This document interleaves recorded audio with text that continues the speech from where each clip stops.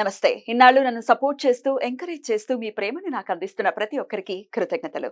అలాగే ఈ వీడియో కూడా ఖచ్చితంగా మీకు ఉపయోగపడుతుంది. లైక్, షేర్ అండ్ సబ్స్క్రైబ్ చేసి మీ సపోర్ట్‌ని నాకు అందించండి. అలాగే ఈ వీడియో పట్ల మీకున్న అభిప్రాయాన్ని కామెంట్ సెక్షన్‌లో కామెంట్ చేసి తెలియజేయండి. ఇప్పుడు వీడియోని చూద్దాం. నమస్తే. Welcome to our channel. నేను పద్మిని. ప్రస్తుతంతో పాటు ప్రముఖ ఆధ్యాత్మికవేత్త, జ్యోతిష పండితులు, అమ్మవారి సేవకులు, దత్త గణపతి ఉపాసకులు మురళీధర శర్మ గారు ఉన్నారు. మాట్లాడదాం. మురళి గారు నమస్తే. మహాదేవ శ్రీమాత్రే నమః. మాస ఫలితాల్లో భాగంగా జూన్ మాసం ఎలా ఉండబోతుంది ద్వాదశ రాశుల వాళ్ళకి అనేది ఖచ్చితంగా తెలుసుకోవాలని ఉంది. ఎందుకంటే గ్రహ సంచారం చాలా అంటే చాలా జరుగుతూ ఉంది కాబట్టి అటు గురుగ్రహం ఎలాగో చెప్పారు, గురుగ్రహం మార్పు రీత్యా మీరు వచ్చేటటువంటి ఫలితాలు ఏంటో ఆల్రెడీ చెప్పారు. మాస ఫలితాల్లో భాగంగా ఎలా ఉండబోతోంది జూన్ మాసం ద్వాదశ రాశుల వాళ్ళకి? తప్పకుండా ఈ యొక్క 6వ నెలలో కుజుడు ఎస్పెషల్లీ మనకు మీనంలో నుండి మేషంలోకి రావడం జరుగుతున్నది. కుజుని యొక్క ఇంటిని అంటే ఈ యొక్క మేష లగ్నాన్ని కానీ మేష రాశిని కానీ ఈ యొక్క శని భగవానుడు తన ఎక్స్ట్రా లుక్ ద్వారా వీక్షిస్తూ ఉన్నాడు. కనుక కుజుడు మీకు ఇచ్చేటువంటి రిజల్ట్ శని భగవానుడి ద్వారానే తన ఇవ్వమంటేనే ఇస్తాడు. కనుక ల్యాండ్ ఇష్యూస్ కానీ, ఏవైనా రియల్ ఎస్టేట్ వ్యాపారం కానీ, కోర్టు సంబంధిత విషయాలలో కానీ కాస్త మీ జాతక పరిశోధన చేసుకున్న తర్వాతనే ముందుకు వెళ్ళండి. ఎందుకంటే ఏదో బాగుంది బాగాలేదు అని చెప్పారు కదా అని చెప్పి గుడ్డిగా వెళ్ళకుండా ఖచ్చితంగా మీ డేట్ ఆఫ్ బర్త్, పుట్టిన సమయంలో దశ ఏం నడుస్తుంది, అదేవిధంగా ఈ కుజుడు ఎక్కడున్నాడు అనే విషయాన్ని చూసుకొని ముందుకు వెళ్ళాలి. ఎందుకంటే మీ జాతకంలో కూడా శని చూపు ఒకవేళ కుజుడి మీద ఉన్నట్టయితే మామూలుగా ఉండదు, మీకు చాలా ఇబ్బంది అవుతుంది. ఇది అర్థం చేసుకొని మీరు ముందుకు వెళ్ళండి. ఇక శుక్ర బుధ సూర్యులు కనుక వీటి వలన కూడా జరిగేటువంటి ప్లస్లు మైనస్లు మనం ఈ యొక్క వీడియోలో తెలుసుకుందాం. తప్పకుండా. మరి ఈ జూన్ మాసంలో ద్వాదశ రాశుల వాళ్ళకి ఎలా ఉండిపోతుంది ఇప్పుడు తెలుసుకుందాం. మరి ఇక కుంభరాశి వారికి ఈ మాసం అంతా ఎలా ఉండిపోతుంది మురళి గారు? తప్పకుండా అమ్మ.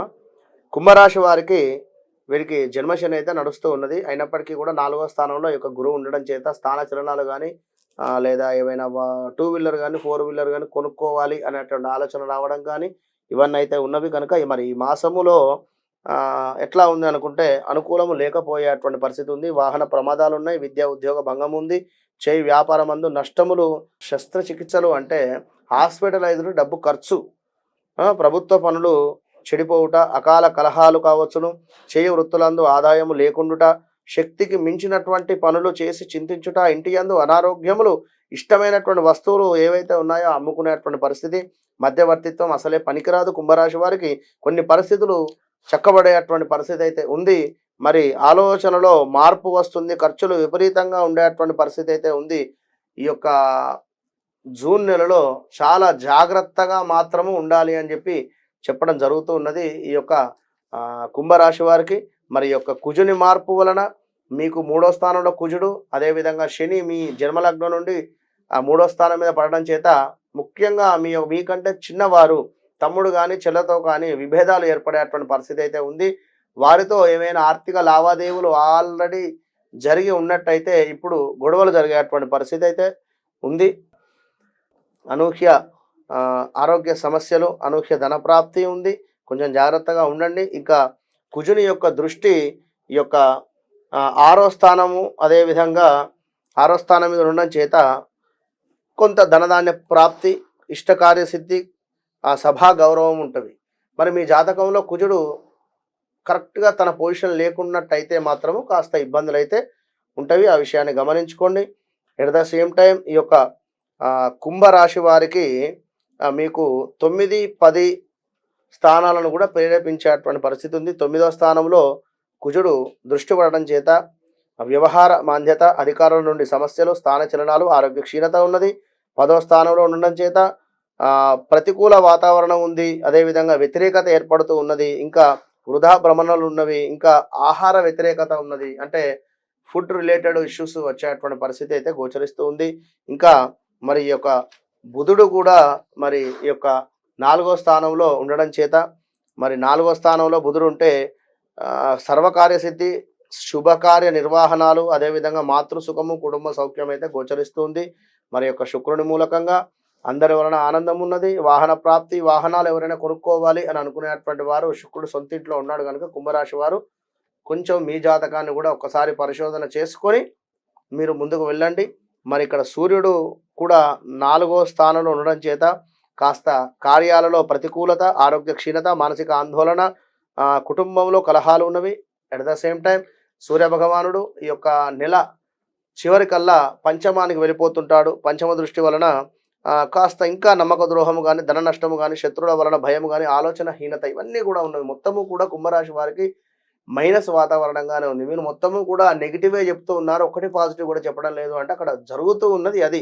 ఏలినాటి శనిలో ఉన్నారు, మీరు 2వ దశలో ఉన్నారు, మీ లగ్నంలో శని ఉన్నది అనేటువంటి విషయాన్ని గమనించుకోండి. ఒకవేళ శని భగవానుడు మీ జన్మ చాట్లో తులాలో ఉన్నట్టయితే అద్భుతమైనటువంటి ఫలితం ఉంటుంది.